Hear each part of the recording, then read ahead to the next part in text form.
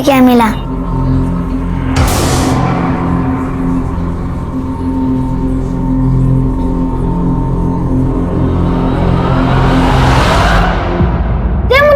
मुझे चाहिए। नहीं मेरा है ये, मुझे चाहिए। मेरी है। पर दे मुझे। मेरी गाड़ी है। मुझे भी मेरी गाड़ी है।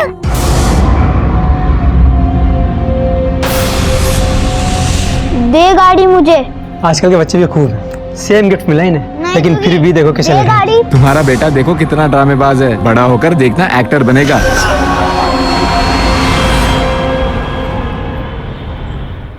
अभी कहाँ गया ये लड़का? ये ऊपर बरसाती में क्या करता रहता है? ये आपकी टिफिन। अभी मैं पापा जा रहे हैं, होमवर्क कर लेना। कोई जवाब नहीं। यस मम्मी, हाँ मम्मी, कुछ नहीं। होमवर्क कर लेना और गेम बाद में, ठीक है? आपने टिफिन ली?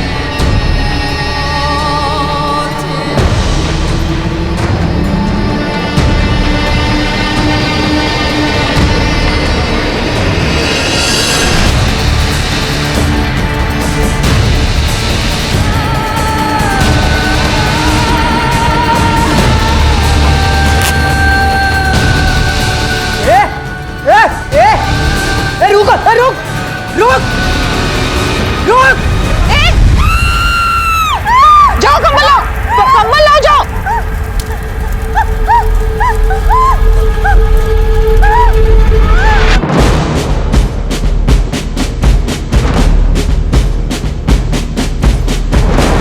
आप खामा खाइए, it's okay, I am fine. Verma, और ओके? ऑल ओके सर, ऊपर से थोड़ा जला है, लेकिन कांस्टेबल पाल के हाथ थोड़ा ज्यादा जले, ट्रीटमेंट चालू है। पेशेंट वो औरत 25% बर्न्स है। लकीली वुंड ज्यादा डीप नहीं है। थैंकफुली आग टाइम पे बुझा दी गई। जैसे ही उनकी हालत स्टेबल होती है, हम उन्हें जल्दी जनरल वार्ड में शिफ्ट करेंगे। आप आगे की इंक्वायरी कर सकते हैं बाद में।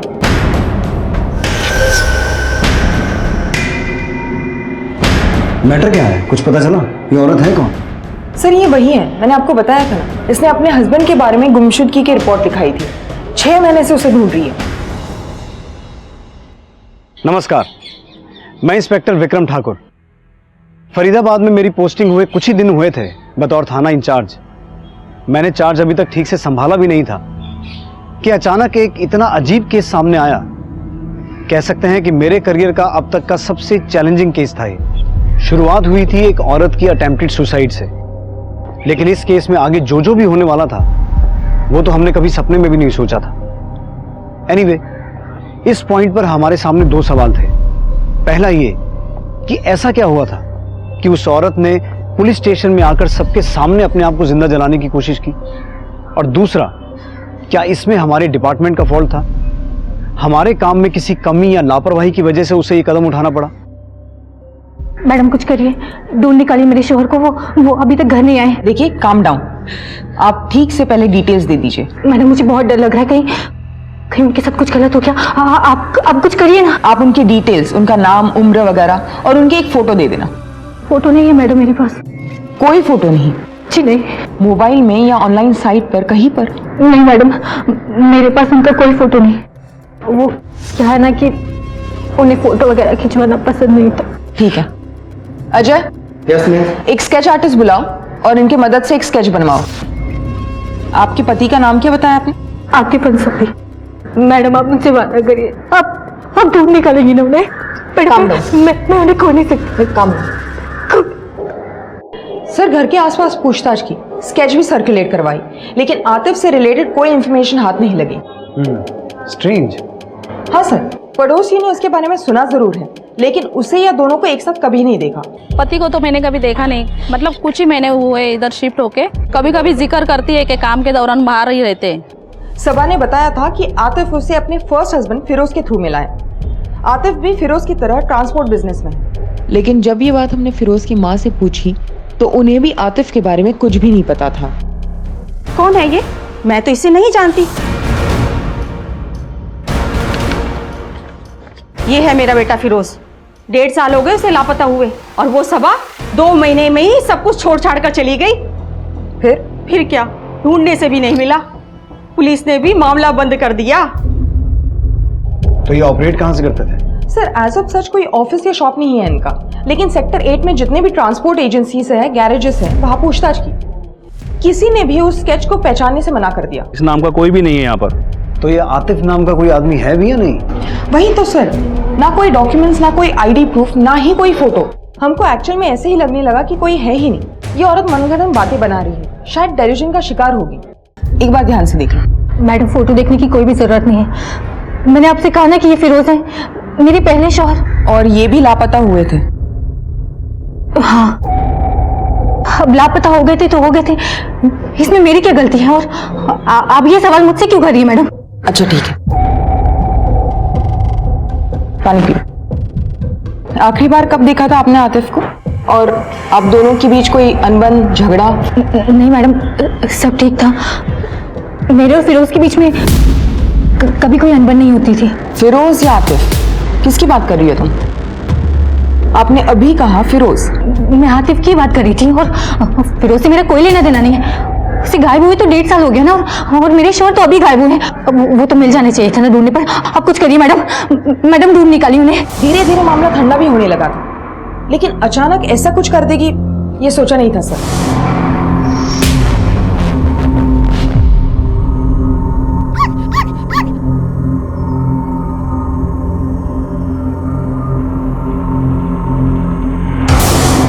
ये मेरा पप्पी मेरे साथ खेलेगा,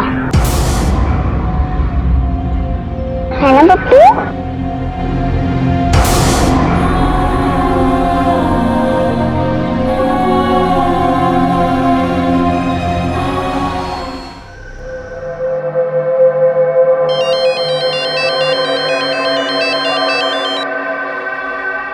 आई डोंट नो कैसी लग रही हूँ, खुद आकर देख लो। आज इतना स्पेशल दिन है और आज भी लेट। जल्दी आओ ना, मैं तुम्हारा वेट कर रही हूँ। Love you. क्या कैसा दिए? 200 रुपए का। ये वाला भी देखा, फ्रेश है ना? हाँ फ्रेश है।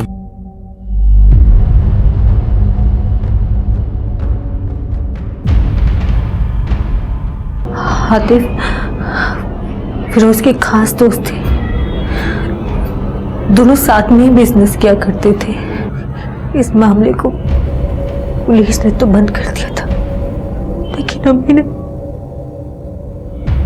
हमें ताने देना नहीं। मैंने तय कर लिया था अब मैं इस घर में नहीं रहूंगी। वो तो अल्लाह का शुक्र है कि आतिफ मेरे साथ थे।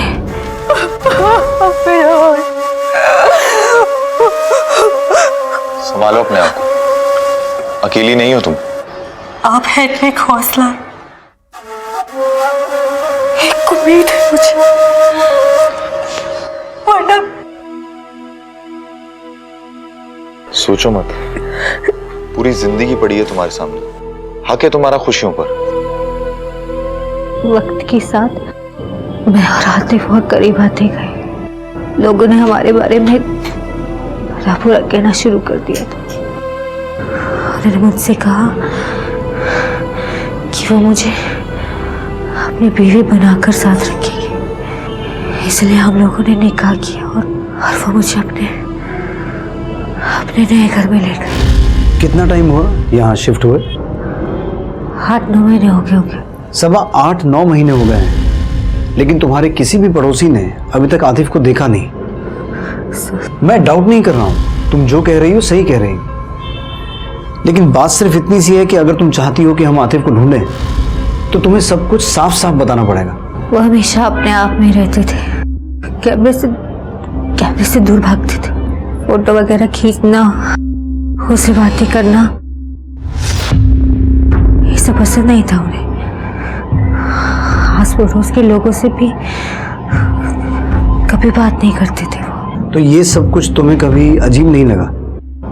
आतिफ कहते थे कि दूर में हम दोनों का एक छोटा सा संसार, अगर दुनिया वालों की नजर हम पर पड़ गई तो हमारे रिश्ते को नजर लग जाएगी। जो प्यार में मैं बचपन से ढूंढ रही थी वो मुझे आतिफ ने दी।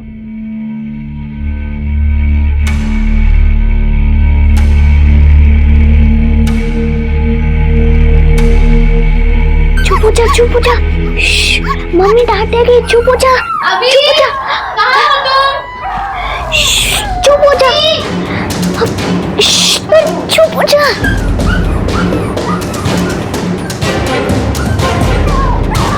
अभी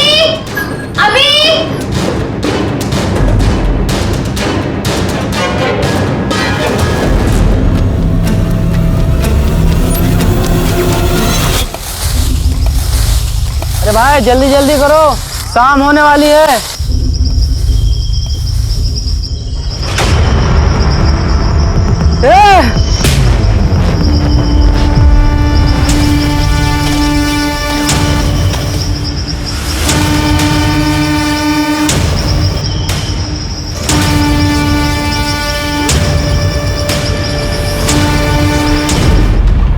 इंस्पेक्टर साहब, कल रात से वीरेन मिसिंग है।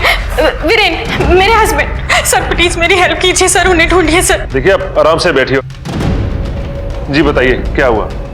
ये उनकी फोटो है सर, क्रिमिनल लॉयर है वो। फ्रेश है ना? हाँ। मैं उनका फोन भी ट्राई कर रही हूँ लेकिन उनका फोन स्विच ऑफ आ रहा है। सर कल हमारी मैरिज एनिवर्सरी थी, उनके घर आने के बाद हम लोग सेलिब्रेट करने वाले थे, लेकिन सर कल रात से वो घर नहीं लौटे सर। अच्छा, आपने इनका पूरा नाम क्या बताया? वीरेन भाटिया। अच्छा, उनकी पूरी डिटेल्स दीजिए। Age 32, height 6 feet. और सर कल जब वो घर से निकले थे तो उन्होंने लॉयर की ड्रेस पहनी थी। और सर वो ऑफिस बाइक से आते जाते। देखिए मैम, आप चिंता ना कीजिए, हम उन्हें जल्दी ढूंढ लेंगे। आखिरी बार जब इनकी अपनी बीवी से बात हुई थी, ऑफिस से निकल रहे थे। हाँ, आया था वीरेन की वाइफ का फोन। वेडिंग एनिवर्सरी थी, वाइफ से बात करके इमीडिएट घर चला गया था वो। वाइफ को जानती हैं आप इनकी? जी, ऑफिस फंक्शन में मिली थी, प्लस वीरेन भी बात किया करते थे वाइफ के बारे में। संबंध कैसे हैं दोनों के, कुछ आइडिया है आपको? फिर शादीशुदा जिंदगी तो ठीक ही थी, दोनों खुश लगते थे। मतलब इतना करीब से नहीं जानता मैं, पार्टी वगैरह जब ऑफिस की होती थी तो बात हो जाती थी। मैंने सुना है क्या उनकी बीवी का अफेयर था किसी के साथ?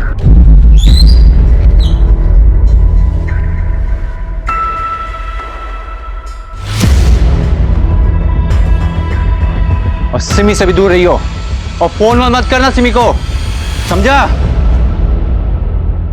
क्या दीपक और मैं? सर दीपक मेरा बेस्ट फ्रेंड है सालों से, ऑलमोस्ट कॉलेज टाइम से। अफेयर? सर अगर वीरेन को ऐसा कुछ लगा होता तो मुझसे इस बारे में डिस्कशन जरूर करते, और सर उन दोनों का अगर झगड़ा हुआ होता तो वीरेन मुझे बताते या दीपक मुझे बताता। और ऐसा किसी ने कुछ नहीं बताया तुम्हें? बिहेवियर में कोई चेंज वीरेन के?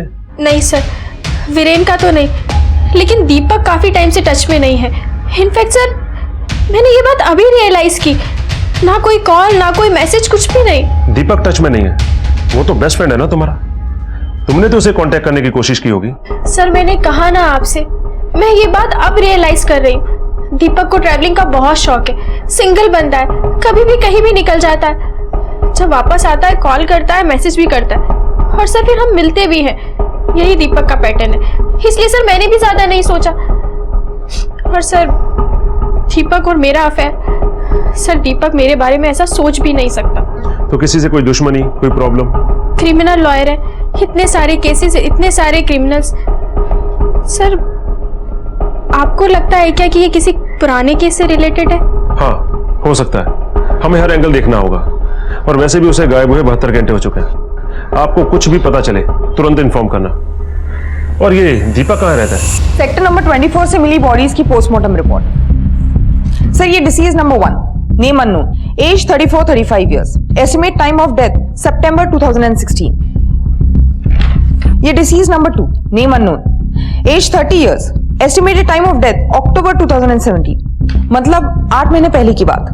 ये डिसीज नंबर 3, एज 32 इयर्स और मौत लगभग हफ्ते भर पहले की बात। सर तीनों केसेस में कॉज ऑफ डेथ सेम है, 9 by 1.5 इंचेस का चाकू जिससे मल्टीपल स्टैबिंग किया है, 0.25 थिकनेस वाला।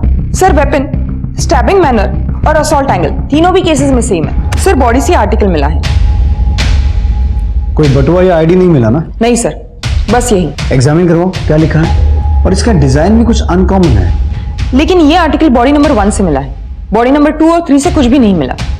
ये जो पहला विक्टिम है, पहले विक्टिम को दफन हुए काफी समय हो गया है, इसलिए इसका फेशियल रिकंस्ट्रक्शन मुश्किल होगा।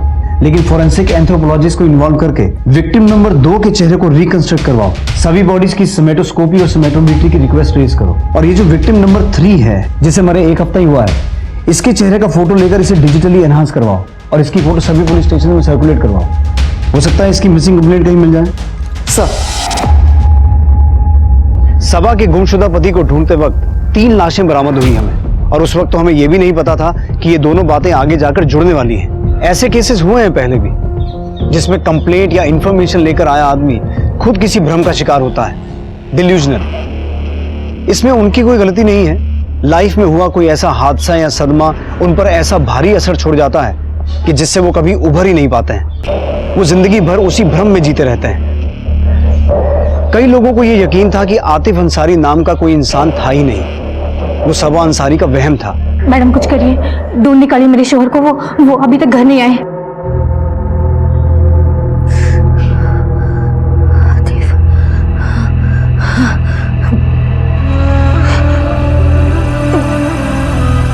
सबा, ये तुम क्या कर रही हो? रुको सबा, सबा तुम चल भी नहीं पा रही हो। डॉक्टर, डॉक्टर, जाने मुझे। डॉक्टर, सबा क्या हो रहा है? सबा ये सब क्या है? वापस जाओ, तुम्हारा इलाज अभी तक पूरा नहीं हुआ है। इसके पास जाओ, मुझे आने देना। आप लोग मुझे नहीं रोक सकते।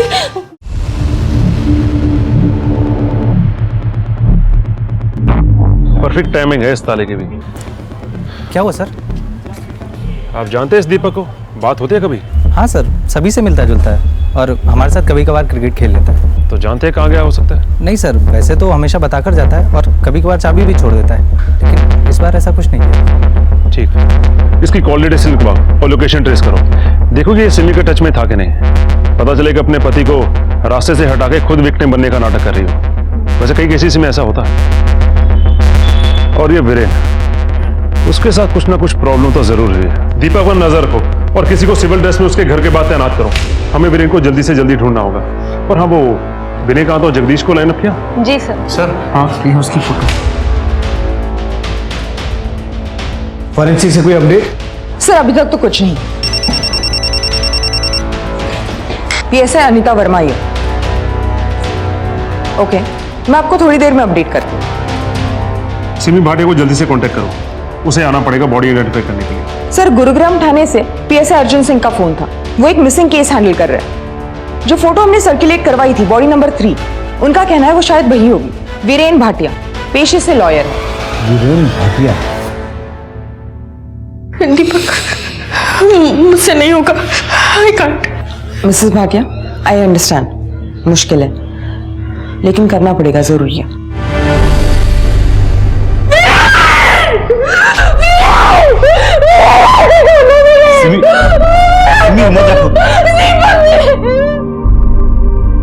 सर इस पोस्टमार्टम रिपोर्ट में जो भी पॉसिबिलिटी निकली थी वो तो कंफर्म होती है ना कि इस सब में एक ही मर्डर है, वरना तीनों बॉडीज एक ही जगह दफन क्यों होती? एक मर्डर और एक मोटिव। आपने किसी सस्पेक्ट को नैरो डाउन किया है? सर हम पर्सनल एंगल टटोल रहे थे। विक्टिम का एक दोस्त भी है, दीपक रेजा। मैं वीरेन को भला कुछ क्यों करूंगा? जस्ट बिकॉज वो लापता है या कोइंसिडेंटली मैं आउट ऑफ सिटी गया हुआ था? तेरा और वीरेन का झगड़ा होना और उसका अपनी बीवी से दूर रहने को कहना, और उसके बाद अचानक से वो गायब हो गया और अगले दिन तू गायब हो गया, और ये सब कोइंसिडेंस था? हाँ गया था सर, मेरी अपनी कुछ पर्सनल प्रॉब्लम चल रही हैं, इसलिए शहर से दूर चला गया था। कौन सी पर्सनल प्रॉब्लम?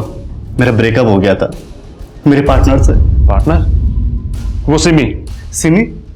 सर ये आप क्या कह रहे हैं? सिमी और मेरा अफेयर? इम्पॉसिबल।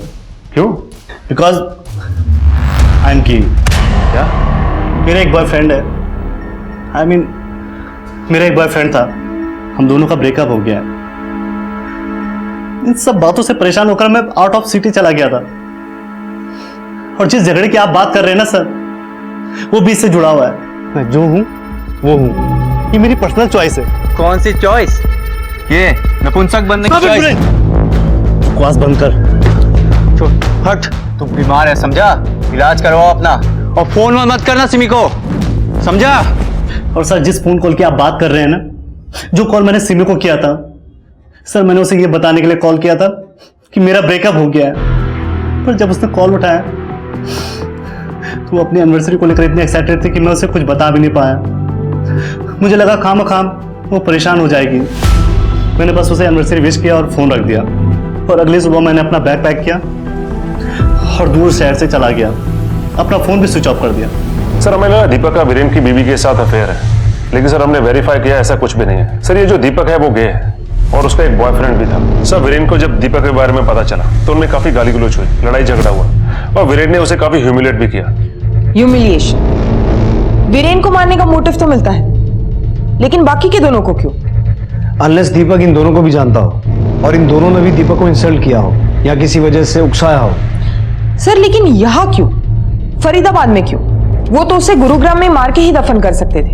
दीपक का फरीदाबाद से कोई कनेक्शन? अभी नहीं तो 1.5 साल पहले का, जब इस पहले विक्टिम को मारा गया था। नहीं सर, हमने उसकी पर्सनल हिस्ट्री चेक की। बेसिकली वो मुंबई से है, यहाँ लॉ करने के लिए शिफ्ट हुआ था। लेकिन सर 2 सस्पेक्ट्स और भी हैं, 2 क्रिमिनल्स जिनको वीरेन ने सजा दिलवाई थी। सर दोनों कुछ महीने पहले सजा काट के बाहर आए। बस सर वही 2 हैं। सर इस केस के रिगार्डिंग कोई भी असिस्टेंस की जरूरत होगी तो प्लीज मुझे बताइएगा। Sure, thank you so much. Thank you sir. साहब मेरे शॉल मिले, मेरे हाथ मिले साहब। सबा हम कोशिश कर रहे हैं। कोशिश? फिरोज की वजह से भी सही हुआ था, पुलिस ने कोशिश की थी और थोड़ी देर के बाद केस बंद कर दिया था। अगर इस बार भी ऐसा हुआ तो नहीं साहब, मैं उन्हें खो नहीं सकती साहब, कुछ करिए। देखो सबा, जब तक तुम्हारे पति नहीं मिल जाते हम चैन से नहीं बैठेंगे। तुम घर जाओ, जैसे कुछ पता चलेगा हम तुम्हें इन्फॉर्म करेंगे। मैं घर नहीं जाना चाहती, मैं यहाँ रह के अपने आतिफ का इंतजार करना चाहती। एक काम करो, इन्हें मेस के बाहर जो बेंच है वहां बिठाओ, पानी पिलाओ। Yes sir. मैंने इसके पहले पति की फाइल्स मंगवाई थी, क्या हुआ उसका? सर मैंने उनसे कांटेक्ट किया है, फाइल्स आ जाएंगी। अंडरस्टैंड वर्मा, वो फाइल्स आएंगी तो हमें इस केस के बारे में इंफॉर्मेशन मिलेगी। अगर बाई चांस सबा ने उन फाइल्स में अपने पहले पति के बारे में वही सब बताया है जो अभी वो अपने दूसरे पति के बारे में बता रही है, तो हमें यह समझ में आएगा कि एक पैटर्न है जिसे वो बार बार फॉलो करती है, और आतिफ अंसारी नाम का कोई इंसान है ही नहीं। और अगर ऐसा नहीं है तो हमें यह समझ में आएगा कि बार बार सबा को टारगेट किया जा रहा है। ये कोइंसिडेंस तो नहीं हो सकता ना? Yes sir, you are right, I am sorry. मैं उन्हें कांटेक्ट करती हूँ और फाइल्स इमीडिएटली लाती हूँ। अभी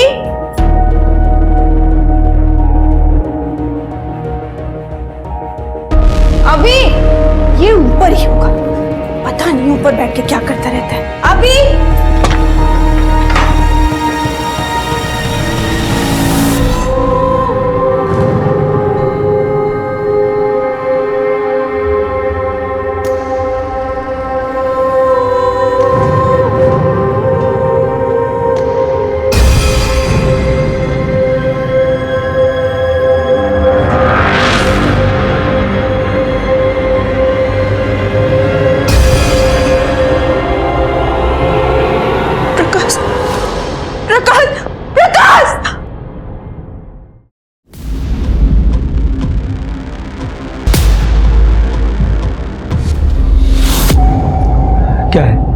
क्या है ये सब? मैंने तुमसे पहले ही कहा था, अभी किसी से दोस्ती नहीं करता, कहीं बाहर खेलने नहीं जाता। तुम्हें अजीब नहीं लगता ये सब? कहीं हमारा अभी उसकी दिमागी हालत। क्या बकवास कर रही हो तुम? पागल हो गई हो? ये सब मुझे टाइम पास के लिए किया होगा, कोई प्रॉब्लम नहीं है उसके साथ, कोई फेज होगा, और ऐसे फेज से सभी गुजरते हैं। इतना बवाल करने की क्या जरूरत है? मैंने कभी किसी बच्चे को ऐसे करते नहीं देखा है। फिर वही अभी नॉर्मल है, दूसरे बच्चों की तरह। माँ हो या दुश्मन, ये सब सोचोगी ना तो डीमोरलाइज हो जाएगा। और तो और बाहर के लोग क्या सोचेंगे, पागल कहेंगे। स्टेम रह जाएगी जिंदगी भर के लिए।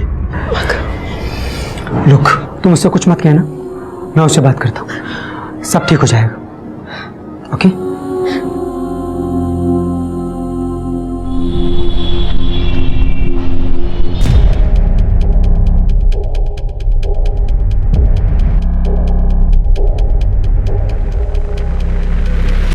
सिमी, प्लीज। सर, मैंने दिल्ली से कॉलेज कंप्लीट किया है, वही मेरी सिमी से मुलाकात हुई थी, लेकिन आप ये सब। और फरीदाबाद? फरीदाबाद? फरीदाबाद में रहना नहीं हुआ? नहीं सर। 1.5 साल पहले कहाँ रहते थे, गुरुग्राम में या फरीदाबाद में, कि फरीदाबाद के आसपास? सर 1.5 साल पहले, मैंने आपको बताया ना अभी कि 3 साल से मैं यही हूँ गुरुग्राम में। लेकिन आप ये सब क्यों पूछ रहे हैं? बस कीजिए सर, हमें और परेशान मत कीजिए। आप जाइए और जाकर वीरेन के कातिलों का पता लगाइए। वही करना है। तुम्हारे पति की लाश यहां से 42 किलोमीटर दूर फरीदाबाद में मिली, ये बात तुम्हें खटकी नहीं? और साथ ही जिस गड्ढे में से तुम्हारे पति की बॉडी मिली, उसी गड्ढे में से 2 डेड बॉडीज और मिली हैं। इसीलिए पूछ रहे हैं, फरीदाबाद से या उन दोनों आदमियों से इसका कोई कनेक्शन है या नहीं?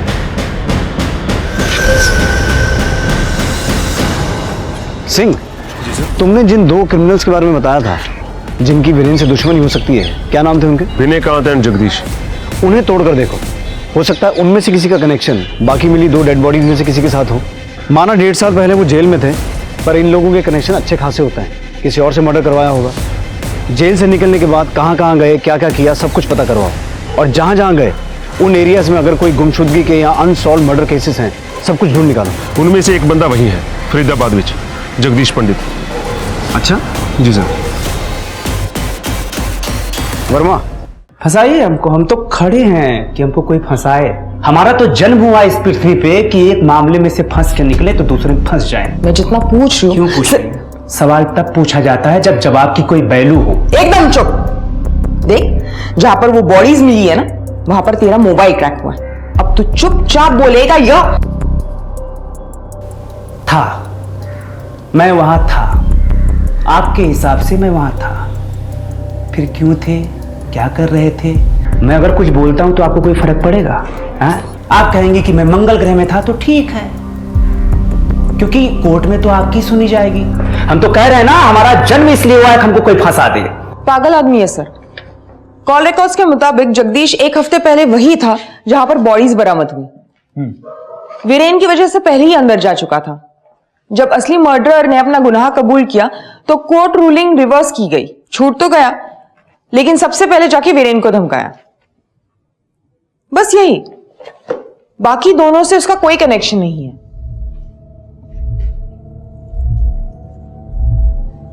क्या हुआ सर?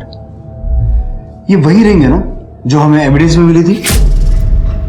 ये तो वही सबा का पहला पति फिरोज, जो फाइल्स तुम लेके आई हो मैं वही पढ़ रहा हूं।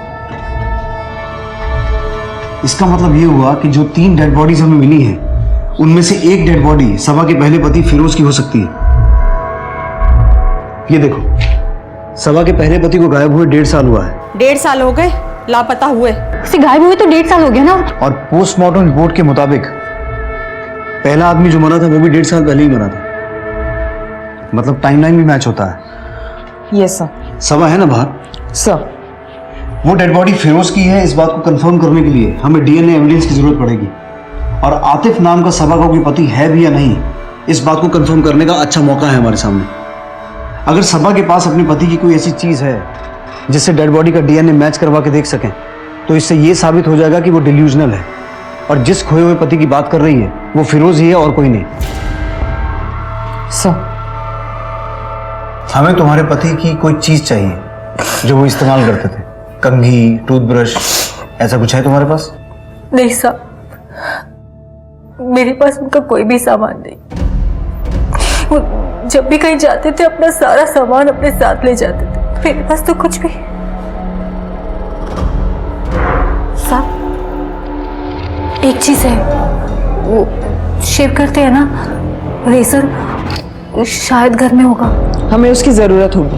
वो मेरे श्योर नहीं होंगे ना साहब। सबा, वही तो पता लगाना है। अभी कोई भी बात पुख्ता तौर पर साबित नहीं हुई है। एक बॉडी जिसे हम अभी तक बॉडी नंबर 3 कहते थे, वो वीरेन भाटिया की बॉडी आइडेंटिफाई हो चुकी थी और हम उम्मीद कर रहे थे कि एक और बॉडी, बॉडी नंबर 1, जिसे 1.5 साल पहले दफनाया गया था, किसी तरह से उसकी भी शिनाख्त हो जाए। हमें अंदाजा तो था कि वो बॉडी सबा के पहले पति फिरोज की थी। अगर ये बात डीएनए मैचिंग से साबित हो जाती तो इससे कम से कम ये गुत्थी तो सुलझ जाती कि सबा का पति आतिफ अंसारी वाकई में था या उसका भ्रम। लेकिन इस वक्त तक हमें इस बात की भनक भी नहीं थी कि इन विक्टिम्स के बीच के जिस कनेक्शन को हम ढूंढ रहे थे वो कितने बड़े खतरे में था। सर, हमने उस रेपिस्ट बेनिकांत यादव का कच्चा चिट्ठा निकाला, उसे लॉकअप में लेकर पूछताछ भी की, लेकिन उसका वीरेन से कोई लेना देना नहीं है। सर, हमने उसका कॉल रिकॉर्ड्स और ट्रायंगुलेशन रिकॉर्ड्स भी वेरीफाई किए, वो सच बोल रहा है। सर, ना ही उसका फरीदाबाद से और ना ही उन दोनों लोगों से कोई कनेक्शन निकला।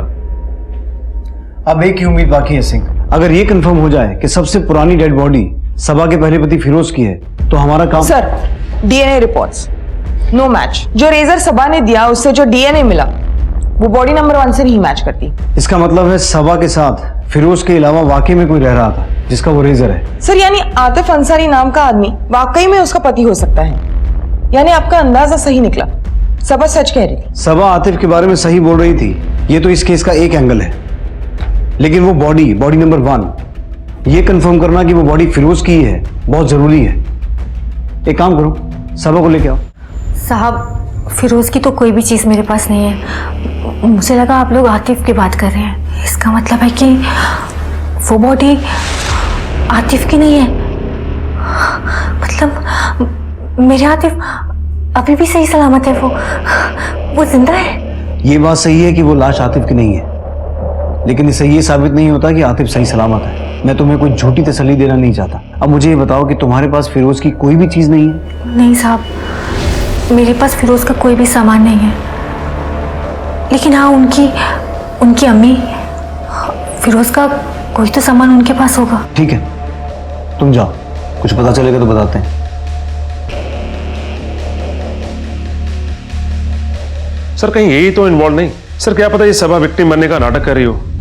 सर, ऐसे कैसे हो सकता है कि एक ही औरत के दोनों हस्बैंड गायब? अरोड़ा, सर एक काम करो, सबा ने जो रेजर दिया था उसे बॉडी नंबर 2, जो 8 से 9 महीने पुरानी है, उसके डीएनए के साथ मैच करवा के देखो। वर्मा, तुम फिरोज की मां से फिरोज का डीएनए सैंपल ऑब्टेन करो। अगर बॉडी नंबर 1 फिरोज की है और बॉडी नंबर 2 आतिफ की निकलती है तो देखना यह भी है कि इन दोनों का वीरेन के साथ क्या कनेक्शन है। Okay sir.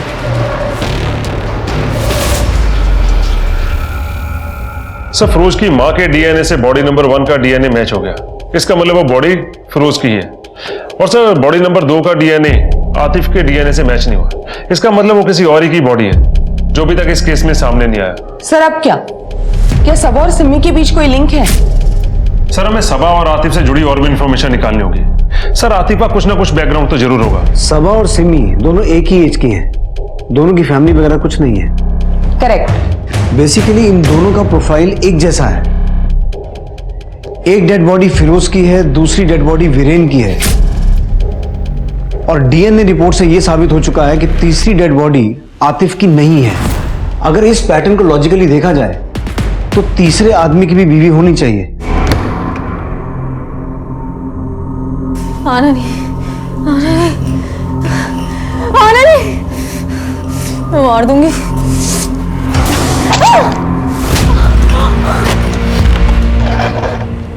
मुझे लगता है हम अभी तक इस केस को गलत एंगल से देख रहे थे। मर्डर के निशाने पर फिरोज या वीरेन नहीं, सबा और सिमी थे।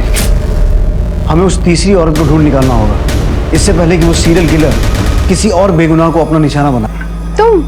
हाँ, बस एरिया में था, सोचा खबर लेता चलूं। अच्छा, आओ ना, अंदर आओ, आओ बैठो। थैंक्स।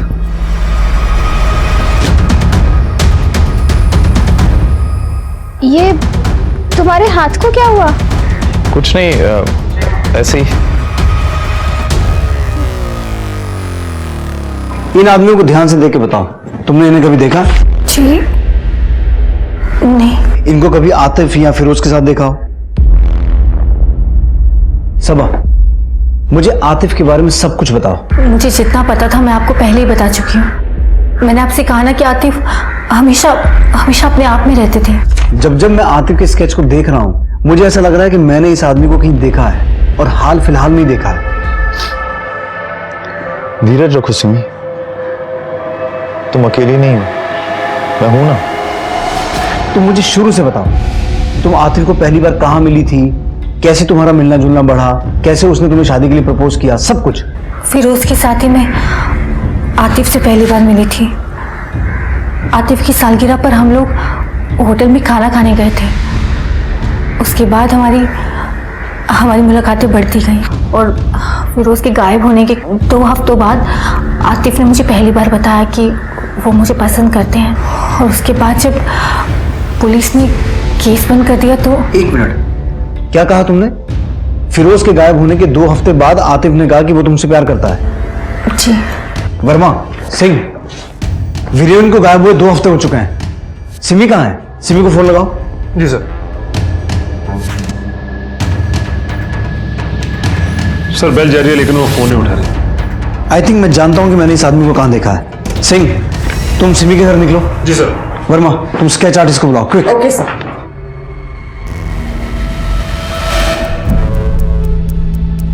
थोड़े बाल ऐड करो, आईब्रोज बना थोड़े थिक, और इसकी पगड़ी बना। ये तो उस दिन वीरेन के चौथे पे मौजूद था। क्या नाम था इसका? अम्बरीश, राइट? सब ठीक हो जाएगा। क्या ठीक हो जाएगा? अपने ठीक होने के लिए अब बचा भी क्या है? मेरे तो सब कुछ वीरेन ही थे, कोई फैमिली भी नहीं है। मैं वीरेन के बिना बिल्कुल अकेले हो गई हूँ, बिल्कुल अकेले। अकेली नहीं है, हम सब हैं आपके साथ। आपको कभी भी किसी भी चीज की जरूरत पड़े, मन हल्का करने के लिए अगर आप बात। लो, तब तक चाय पी लो, जरा में आराम मिलेगा। आप सभी लोगों का बहुत बहुत धन्यवाद, आप लोग यहाँ आए।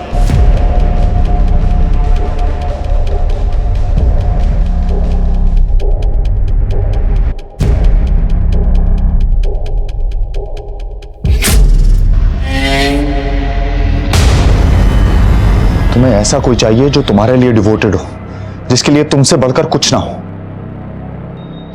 तुम जानती हो मैं तुमसे कितना प्यार करता हूं। मैंने क्या क्या किया तुम्हारे लिए। I love you Simi. हमेश, ये क्या बकवास कर रहे हो? मैंने सोचा था कि तुम बहुत अच्छे इंसान हो, वीरेन के दोस्त होने के नाते, लेकिन। हाँ तो हूं ना, मैं बहुत अच्छा इंसान हूं। देखो, तुम मुझे जानती नहीं हो, तुम मुझे एक चांस दो, तुम मुझे देखोगी ना तो तुम्हें समझ आ जाएगा मैं तुमसे कितना प्यार करता हूं। स्टॉप इट अमरीश, लीव, जाओ यहाँ से। नहीं जाऊंगा, जो करना है कर लो। सुनो ना सिमी, प्यार से मान जाओ, नहीं तो तुम्हारे साथ भी वही करना पड़ेगा जो बाकी लड़कियों के साथ किया था।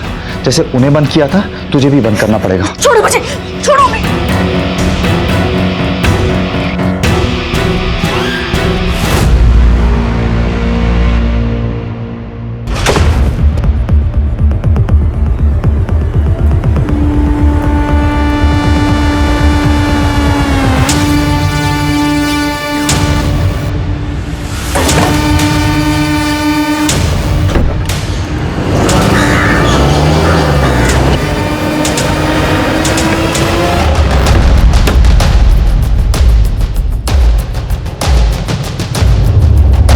तुम जल्दी से पिछली तरफ देखो।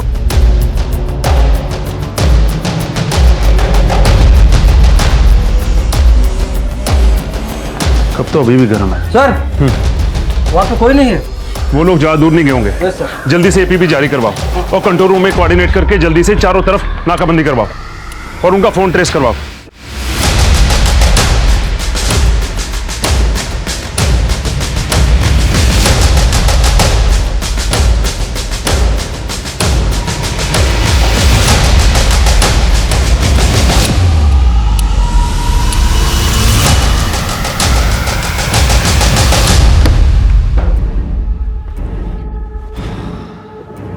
हो गया, कर दिया ना सब खराब। क्या क्या सपने देखे थे। हाँ, प्यार देना चाहता था ना, प्यार लेना चाहता था। उस सबा को देखो, कितनी अच्छी है वो, प्यार की असली कीमत जानती हो। सिमी, सिमी उठो ना, सिमी।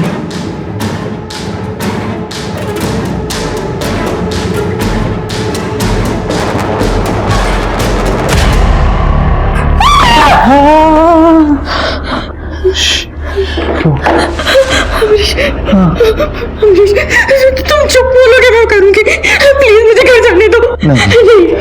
नहीं, मैं तुम पे ट्रस्ट नहीं कर सकता। बोलो ना, आई लव यू, बोलो ना,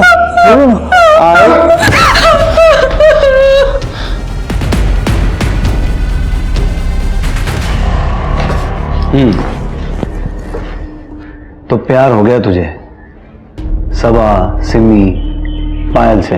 हाँ, प्यार हो गया सबसे, इसीलिए मारा उनके पति हुआ। हाँ सर, कोई चारा नहीं था, बुरे नहीं थे, पर उनका लक बहुत अच्छा था। और सर मेरा लक तो हमेशा से खराब है, जब भी कुछ चाहिए होता है ना, मेरे लक में मुझे मिलता नहीं है। और उनको, फिरोज, वीरेन, उनको सब कुछ मिल जाता है। अब मुझे उसे छीनना पड़ा ना। और सर ये अभी नहीं, बचपन से चलता हुआ आ रहा है। मेरी गाड़ी है। मुझे हमेशा दूसरों की चीजें छीननी पड़ती है सर।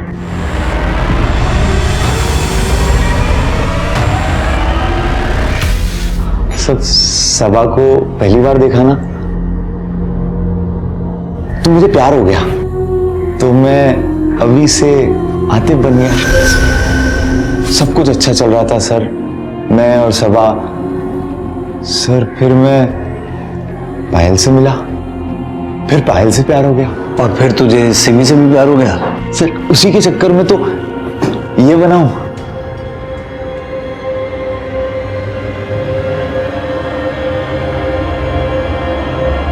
सर वो सिमी तो पटी जाती, आप लोग आ गए, थोड़ी देर और करते ना तो मैं उसे समझा देता, वो समझ जाती कि मैं उससे कितना प्यार नहीं, तेरा पागलपन है ये।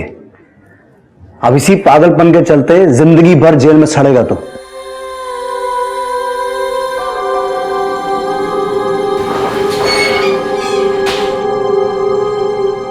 Cone man, serial killer, Amrish, Atif, अवी, आखिर हमारे हाथ लग ही गया। कोई भी रातों रात गुनाहगार नहीं बनता। अभी को भी एक मर्डरर बनने में समय लगा, और ये सब कुछ उसके माँ बाप के सामने हुआ। अगर उसके माँ बाप समय रहते उसे रोक देते तो फिरोज, वीरेन और पायल के पति सौरभ की जान बच जाती।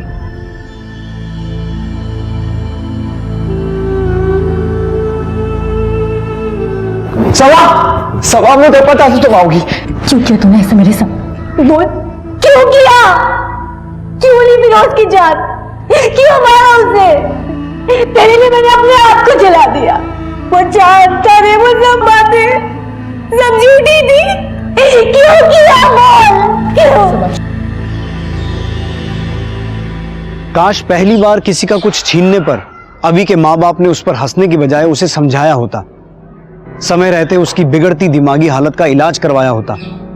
काश सबा का प्यार इतना अंधा ना होता तो ये सब कुछ होता ही नहीं। आपकी फैमिली के लोगों में, आपके आसपास आपको कोई भी ऐसी अजीब चीज नजर आए तो आंखें बंद मत कीजिए, मुंह मत मोड़िए, उसे ध्यान से देखिए, समझिए, और अगर जरूरत पड़े तो आवाज उठाइए, सवाल कीजिए। कल आपकी यही सतर्कता कई जाने बचा सकती है। अब मैं इंस्पेक्टर विक्रम ठाकुर आपसे विदा लेता हूं। आपसे जल्द मुलाकात होगी एक नए केस के साथ। तब तक देखते रहिए क्राइम पेट्रोल 10 तक। मकसद बताना नहीं, बचाना है।